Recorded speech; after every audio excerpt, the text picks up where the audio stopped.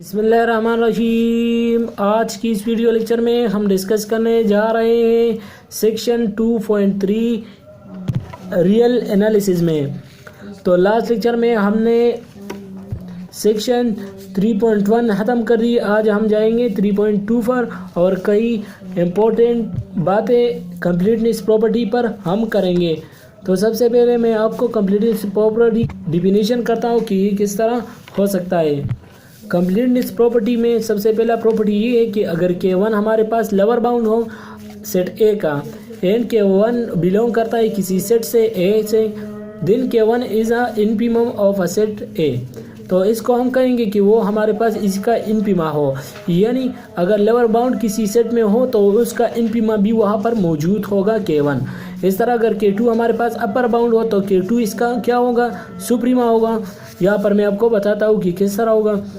मैंने आपको बताया है कि इनफिमा क्या होता है, सुप्रीमा क्या होता है। मैंने आपको बताया है कि इनफिमा हमारे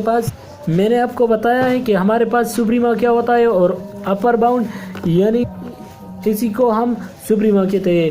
अपर बाउंड हमारे पास जो सबसे बड़ा नंबर होता है किसी सेट के अंदर वो हमारे पास अपर बाउंड होता है, मैंने आपको बताया है। तो यहाँ पर इसका मतलब क्या हुआ कि अपर बाउंड यहाँ पर कोई भी हो सकता है, यानी यहाँ पर 0 1 2 3 इसमें सबसे बड़ा क्या नंबर है, 3 नंबर है।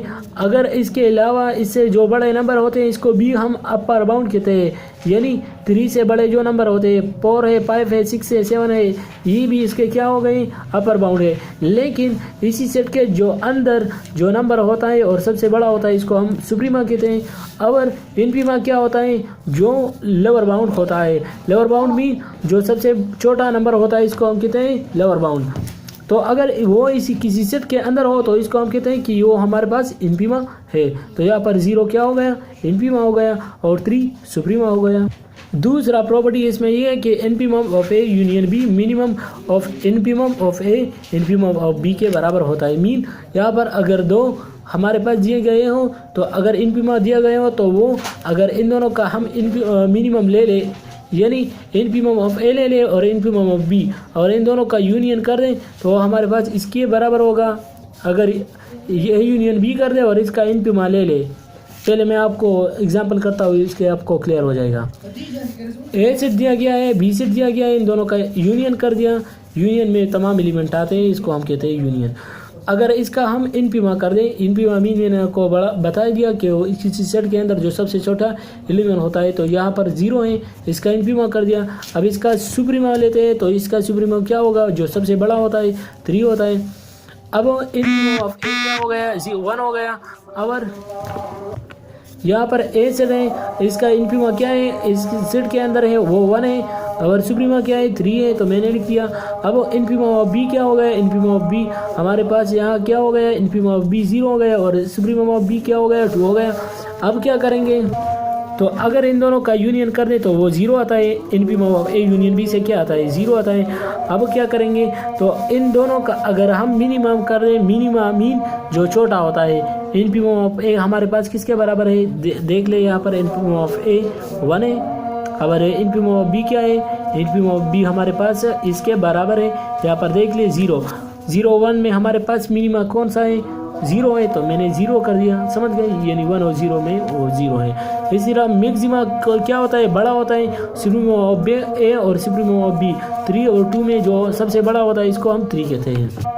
अब यहाँ पर कंप्लीटनेस प्रॉपर्टी ही बता रहा है कि अगर हमारे पास कोई सबसेट हो आर का, यानी रियल नंबर का कोई सबसेट हो, तो इसके हमारे पास ज़रूर वहाँ पर वो बाउंडेड होगा, यानी अगर बाउंडेड बिलो होगा तो फिर इसको हम कहते हैं कि वो उसमें इनफिमा होगा। अगर बाउंडेड एबो होगा तो इसमें सुप्रीमा मौजूद होगा। अब ये तमाम बातें आप खुद ही से बता सकते हैं। Let S be an R empty subset of R, then the set S is said to be bounded above if there exist u belong to R such that. तो यू हमारे पास क्या होगा, बड़ा होगा या इसके बराबर होगा, तो इसको हम क्या कहते हैं कि इसका अपर बाउंड होगा, यानी उसको हम कहते हैं कि वो बाउंडेड एबो होगा। इस तरह अगर सेट एस में हमारे पास कोई सेट हो वो बाउंडेड बिलो कब होगा, अगर एस हमारे पास क्या हो, इससे लेस हो, समझ गए, यानी इससे लेस हो या इक्वल हो, तो इसको हम कहते हैं कि वो हमारे पास बाउंडेड बिलो है, और इसको हम कहते हैं लोअर बाउंड ऑफ एस। अगर हमारे पास कोई सेट में बाउंडेड बिलो भी हो और एबो भी हो तो इसको हम कहते हैं कि ये हमारे पास बाउंडेड है, और अगर बाउंडेड ना हो तो इसको हम कहते हैं अनबाउंडेड। मैं यहाँ पर सपोज करता हूँ कि अगर हमारे पास एस इज बाउंडेड एबो, ये हमारे पास यहाँ पर क्या है, सेट एस हमारे पास बाउंडेड एबो है।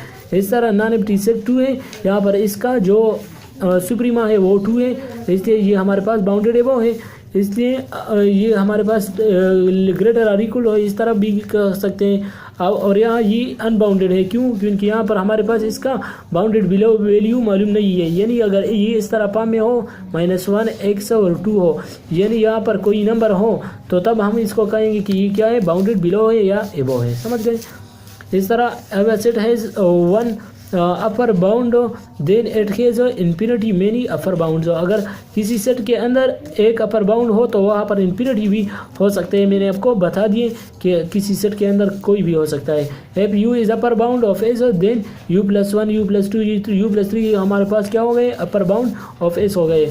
अब यहाँ पर डिफिनीशन करते हैं, इसको हम कहते हैं लीस्ट अपर बाउंड और दूसरे को कहते हैं ग्रेटेस्ट अपर बाउंड। मैंने आपको बता दिया जिस तरह, तो वही डिफिनीशन यहाँ पर भी सेटिस्फाई कर रहा है कि let is subset of R and S is bounded above then a number u is said to be supreme of s if condition satisfy. कौन सा कंडीशन? सबसे पहले u अपर बाउंड होना चाहिए और दूसरा v अपर बाउंड में वहाँ पर भी होना चाहिए, यानी मौजूद होना चाहिए। अपर बाउंड है तो वहाँ पर मौजूद होना चाहिए, इक्वल भी होना चाहिए। अब बिलो कब होगा? अगर u व w वहाँ पर मौजूद भी हो और वो इससे लेस हो, तो इसको ये बात याद रखना। तो आज हमने सुप्रीमा और इंप्रीमा की बातें कर दी। आने वाली वीडियो में हम कोई और भी इंपॉर्टेंट बातें करेंगे। तो अगर आपको ये वीडियो पसंद आ गई तो प्लीज़ लाइक करें, शेयर करें अपने दोस्तों के साथ। Thanks for watching.